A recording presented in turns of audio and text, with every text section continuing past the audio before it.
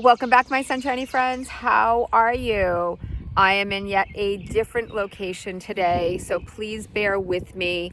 I am at work. I am on my lunch break, but I wanted to be able to get this video out to you guys as I have a little bit of a busy weekend. Sunday is my son's 15th birthday, and we will be on the airsoft field. If you guys didn't see my freezing cold or rainy wet airsoft video from last year, go check that out. I will try to remember to link it below. It was one of my first talking out in public kind of videos, and it was probably really bad. But yeah, so it's going to be a bit of a busy weekend, and I wanted to get this out to you guys for next week. So welcome, my friends. Oh, so what I was saying was I'm outside and I work at a school, so I'm on our baseball field down at way at the end of my building, but next door through these trees over here is the elementary school, and they're at recess, so they're outside. So I hope that you guys can hear me okay. So I am bringing to you today 8 mistakes that beginners tend to make on Zepbound. So these are mistakes that I made, that friends have made, that I see often, and I wanted to bring them to you today. So welcome back, my friends. I am Cheryl. This is my channel. I have been documenting my weight loss journey for over 14 months, beginning on Zepbound February 27th of 2024, and I have lost over 65 pounds to date. So I wanted to share with you guys some mistakes that I made, some mistakes that friends have made, some mistakes that I have seen that might help you. And even if you're not just beginning, sometimes these are things that we forget about, and things that I have certainly forgot about, because I am not even close to being perfect on this journey. And every day, is a little different. So these are in no particular order, but 8 mistakes people make, especially as beginners, but throughout this journey, through any weight loss journey. This doesn't have to have anything to do with GLP-1s, but any weight loss journey.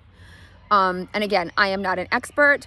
Please consult your doctor before starting any medication and before adjusting anything for any of these tips that I will be giving you. So number 1 mistake that I have seen, and when I say this with love, I'm still experiencing this with some friends. So I've mentioned to you guys before that I have many friends now at work that are on this journey with me. And, not everybody wants to take advice. So, these are still things that I'm seeing from very close friends. But thinking that the medication is going to do all the work. This is the number 1 mistake that I find people making. They think it's just going to be easy peasy, take a shot, weight starts falling off. And it's just not that simple, guys. You have to do more. This medication undoubtedly has changed my life for the better in so many amazing ways, and has had so many positive impacts on my life. But I have had to make some serious changes. And I will be the first one to admit that in the past, I have never gone on a weight loss journey, never tried any type of diet or anything, and changed anything in my lifestyle. This medication, I'm sitting here and I have my hand on my arm and I'm feeling some muscles. Yeah. I have never made any lifestyle changes. So one thing the medication absolutely will help you do is help your mind to make those changes that we need to make. So number 1, the medication will not do all the work for you. You have to do the work, but it absolutely will help you get into the right mindset to make the lifestyle changes that you need. Number 2 is that thinking exercise is the answer. I have friends here who, do all the things during the day, during the week that they want to do, and don't really make the changes, but then say, well, I went to the gym for an hour and a half. I walked for an hour and a half. I did this.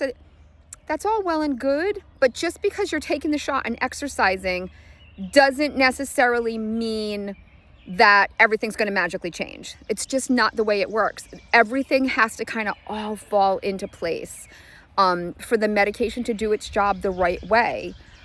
Which brings me to number 3, is that continuing to drink alcohol the way that you have in the past is not going to be a problem. And the reason that I kind of put these two things together is, again, I'm thinking of a specific example of someone that I've had the conversation with many, many times. And they think if I just continue to do everything the right way, I'm taking the shot, but I'm exercising, things will be okay.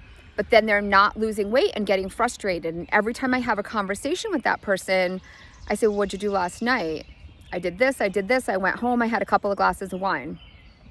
I did this. I went to the restaurant. I had a few beers. I did this. It was the weekend. And they're drinking a lot continuously. And I think people are not realizing that the medication and the alcohol together, first of all, it's just empty calories. You can be drinking light beer, you can be drinking wine, you can be doing whatever. It's just empty calories. So that's number 1. Number 2 is the medication and the alcohol don't always mix well together. So alcohol is going to change your sugar level, and that's going to absorb differently into your body. But it can also, the alcohol can really change or increase your side effects. And I don't think people are realizing that. I just had a friend this morning, and again, another person that I work with, complaining about her stomach being upset. And I asked her if she has, gotten anything from her doctor, because you guys know I take Zofran now as needed. Has never talked to her doctor about it, has never tried to do anything, but's been complaining to me for weeks about the side effects. And she drinks alcohol pretty much every night. And, I try, but you can't lead a horse to water, So understanding the effect of alcohol, and, there's, I'm sure, a few people that have no problem at all. And that's great if that's what you want to do. But I'm telling you from experience, alcohol really, the consumption of it, I feel has to be changed on this medication. And it really does affect side effects and a lot of things like that. So I don't want to really harp on that one, but where are we? 4. This is the one that I still struggle with, but I have to put it out there. I know everybody knows where I'm going with this one. It is water. We need to drink more water. I am the number 1 violator of this mistake. I'm still struggling with it, but I am trying super, super hard. I was for a long time just bringing my diet ginger ale to work, and I don't do that anymore. I do bring the water only to work with me, and I'll have the diet ginger ale for dinner. So I am trying really hard. It's still a struggle. I find myself, I just get so busy during the day that all of a sudden I'll take a drink and I realize, oh my God, I'm so thirsty, and my body just needs that hydration. And it's been hours since I've stopped and taken a drink. So I can't say it enough. Water. It will help with your weight loss, your metabolism, your hydration, your side effects, all the things. But yeah, it's a big mistake that we're all still making. I am number 1. That's my biggest mistake that I am still making. Number 5, not getting enough protein. And this is one that I think I have struggled with the most on all of my other attempts at losing weight. And this time I have tried really, really hard. I kind of feel like it's one of those things where we see it and we hear it so much. We're like, oh my God, shut up. But it really, truly is, it's a really, really big one. And I have said it, I can't even count how many times, and you guys know what I'm going to say. 30, 30, and 30. That is what I try really hard to consume. 30 grams of protein in the morning, afternoon, and at dinner.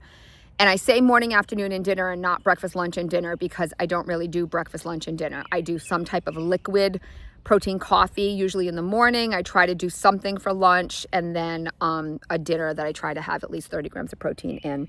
And again, check with your doctor, because for me, for instance, I have CKD, chronic kidney disease, and I have to also be cautious with the intake of protein going into my body. Then I'm having a little bit of an issue with that right now because some of my labs are a little more elevated than they were last time, and that might be because of my increased protein and lack of water. So always talk to your doctor, because your underlying medical condition or your labs or whatever, you know, are different from mine and the next person and the next person, and your protein intake might be different. And that might be something that you need to speak to a dietitian or nutritionist or somebody about, which is who my doctor referred me to last year. And I will also link that video below, because I actually found it very, very helpful in speaking to the dietitians that I met with last year. So getting that protein in is huge. Where are we? Number 6. Number 6 is just not making those lifestyle changes, guys. Again, I have said this before, and I just said it earlier. I have done multiple things. I think I've done a video about like all the ridiculousness that I've done in the past as far as things that I've tried to lose weight. But I have never made any lifestyle changes. And this medication has given me the tools that I need to do that and to be successful. I have never done any type of diet or anything for more than 5 or 6 days, ever. I just haven't. And I have been continuously doing this and made these lifestyle changes for over 14 months. And I am so proud of myself and all of you who have accomplished the same. Anyone who's done this for a day and started to make these changes, no, it's hard. We have gotten ourselves into some really not so healthy habits for a very long time. And I will tell you, I'm the last person that you would ever have expected to be doing lifestyle weight loss videos, but here I am, because Zepbound has helped me to be able to make those changes. And a lot of it kind of came very very naturally, very organically. Like, it just started to happen and I didn't really realize it. The medication really helps to change something in your brain to have a different mindset. So I kind of feel like this one will come pretty natural if you are taking medication. But if you're not, yet able to get the medication, or that's not a road that you want to go and you're just trying to make your own changes, then you need to make sure that you're making those lifestyle changes. And that would be, not eating McDonald's every day, not having fast food, cooking meals at home, increasing your protein, getting balanced fruits, vegetable, fiber, like all the things that your body needs, and then also getting in some exercise and movement. So all of those things are really, really important. Number 7 is mistakes that people make is just not moving. And I know it's so hard, and I know we all struggle with it. It's difficult, especially when we've lost so much control of our lives and gained so much weight, and our joints are hurting, and in my case, I'll just use myself as an example, we're so obese that, walking from here to there, this is where I walk from. I know it doesn't seem that far, but I work up here and I walk down, and I'll tell you, 14 months ago, I wouldn't have been coming down here. Now I look forward to it. It's nice. The birds are out. The trees are the wind's blowing. It's beautiful. And I look forward to taking the walk down here. A year and a half ago, I would have been there's no way in hell. I'm not walking all the way down there, because I would have been huffing and puffing. Things would have been hurting. But I'm finding, give yourself some grace and do it slowly. If you have to. Years ago, many, many years ago, I was seeing a chiropractor who was a good friend of mine. And I had always had back issues. I'd always had all these problems that I blamed on so many things, but it probably was just my obesity really putting so much strain and pressure on my joints. And when I really started to have joint and ligament issues, I was seeing the chiropractor again, and he was like, I really need you to start. And he was a good friend of mine. He's like, I need you to start moving. And I was like, you don't understand, doc. I can't. I can't even go get the mail. And he was like, you can. I promise you can. He said, this is what I want you to do. He said, every day, I want you to just go get the mail. And once you do that for a week, go get the mail and then walk across the street. and then do that for a week and walk up the street, and then do that for a week and just keep adding it in. And that's kind of what I had to start doing even when I started, exercising or just getting in some movement here. I would do 1 or 2 laps around the field, and now I do like 15. I would do 1 lap around the entire school building. Now I do 5. You can do it. Trust me, if I can do it. There was times I just didn't even get off the couch. I told you a million times, I would leave crap on the stairs. I wouldn't walk up and down the stairs in my house.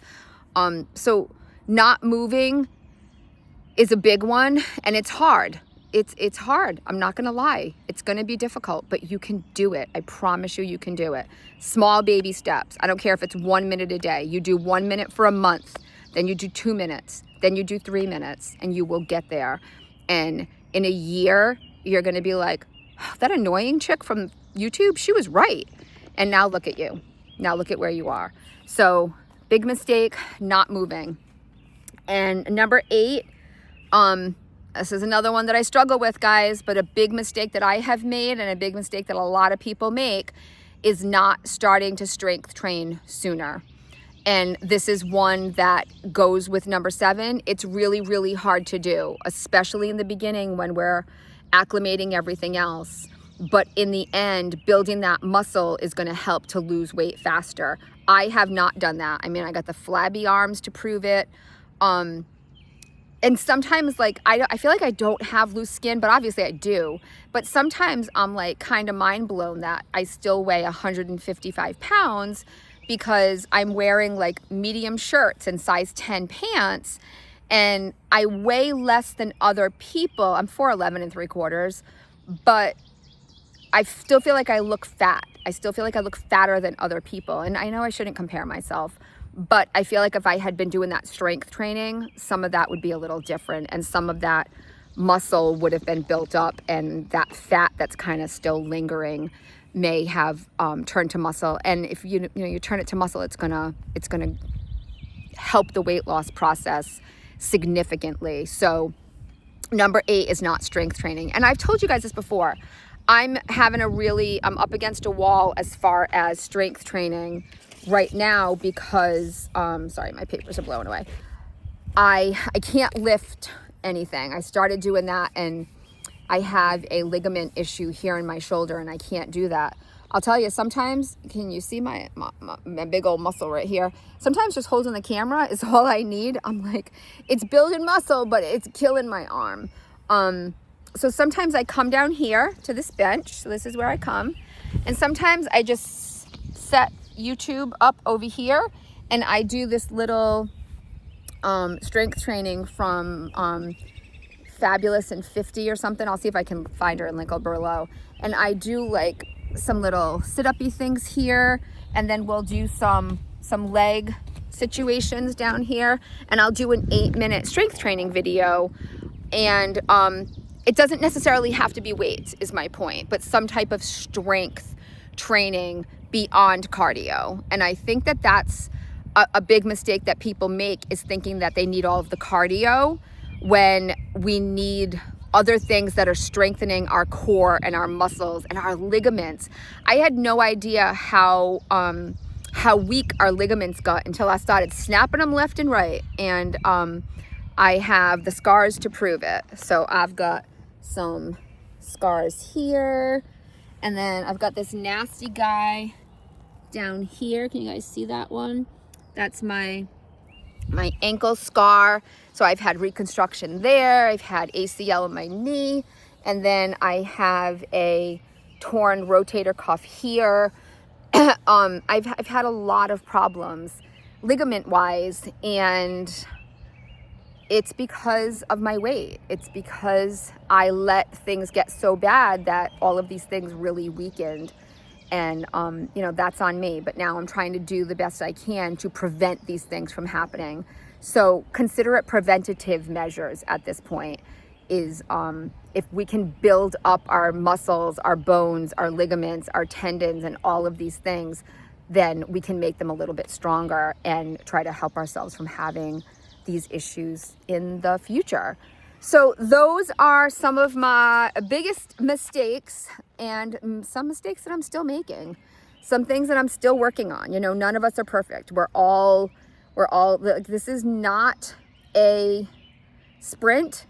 This is a lifetime as far as I'm concerned. So I am trying, some of these things are slow going, and that's fine, because this is going to be a forever thing. You know, this isn't going to be something I'm trying to, like, you know, get to that finish line by July 15th. This is forever. So there is no end sight, like end goal for me. This is a forever situation. This is going to be something that I'm making these lifestyle changes because they really do need to be put into place permanently. And I'm seeing them, and it's kind of wild, because I've been making these changes for the past 14 months. And, you know, as the leader of the house, as far as like groceries and cooking and keeping pantry stocked and all of those types of things, you know, I started making changes slowly for myself. And over time, those things have just become a staple. So like the Yasso bars specifically, I buy Yasso bars instead of ice cream, and I do sugar-free ice cream sandwiches. Personally, I don't like them, but my husband and my son do. And no one has, like, yeah, we'll still get ice cream on occasion, but that's like a treat. But as like a regular staple to have in the house, they like something in the house, and I don't want to deprive everybody of everything. We need to have everything in moderation, right? So I keep those things in my house now, and my husband has not once said, can you do this? Can you get these instead? I prefer this. Last night he got up off the couch and he went to the refrigerator and he got himself a sugar-free ice cream sandwich, and he said, "Hun, do you want a Yasso bar or something while I'm in here?" And never did he say, "I wish you would buy real stuff." Nope. Him and my son both just eat the other things, and they know what they are, and they know that they're better for them, and that we're all making these changes together. So, you know, not even, sometimes a conversation doesn't even have to be had, but if you're in charge of your household and you make these changes, everybody else just kind of follows suit. So yeah, those are my mistakes for the day. Those are some changes that, you know, we can all work on. And I hope that this helped somebody even slightly. Thank you guys all so much for being here. You know how much I love and adore you. Your support means the world to me. Your comments make my day. And I hope you all have a wonderful, wonderful week ahead. Thank you guys so much for being here. Remember, my friends, when you can't find the sunshine, be the sunshine. Bye.